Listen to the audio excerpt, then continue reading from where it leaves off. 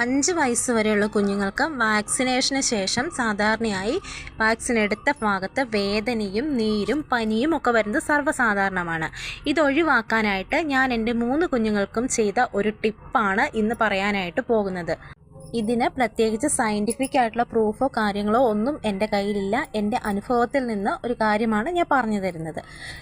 തേനുകൾ പലതരമുണ്ട്. അതിൽ ചെറുതേനാണ് ഇവിടുത്തെ താരം.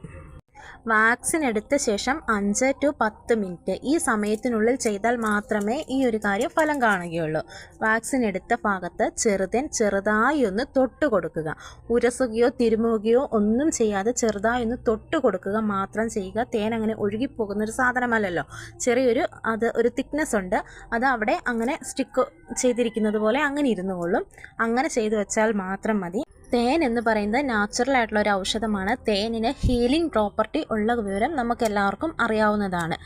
ഇതുപോലെ തന്നെ കുട്ടികൾ വീഴുകയോ മണൽ പോലെ അല്ലെങ്കിൽ ടാറിങ് റോഡ് പോലെയുള്ള സ്ഥലങ്ങളിൽ കാലോ കൈമുട്ടോ ഒക്കെ ഉരസുകയോ ഒക്കെ ചെയ്ത് നീര് വയ്ക്കുന്ന ഒരു സന്ദർഭം നമ്മൾ കണ്ടിട്ടുണ്ട്. അങ്ങനെയുള്ള സാഹചര്യങ്ങളിലും ചെറുതേൻ അല്ലെങ്കിൽ സാധാ തേനാണെങ്കിലും ചെറുതായി ഒന്ന് തടവി പുരട്ടി വിട്ടിട്ടുണ്ടെങ്കിൽ ആ നീര് വലിയുന്നതും പെട്ടെന്ന് മുറിവുണങ്ങുന്നതും ഒക്കെ നമ്മൾ കണ്ടിട്ടുള്ള കാര്യമാണ്. അതുപോലെ തന്നെയാണ് ഇതും. വാക്സിനേഷന് ശേഷം കുട്ടികൾ വലിയ രീതിയിൽ പനിക്കാതെയും വേദനിക്കാതെയും കരച്ചിലും ബഹളവും വയ്ക്കാതെയും ഒക്കെ ഇരുന്നോളും.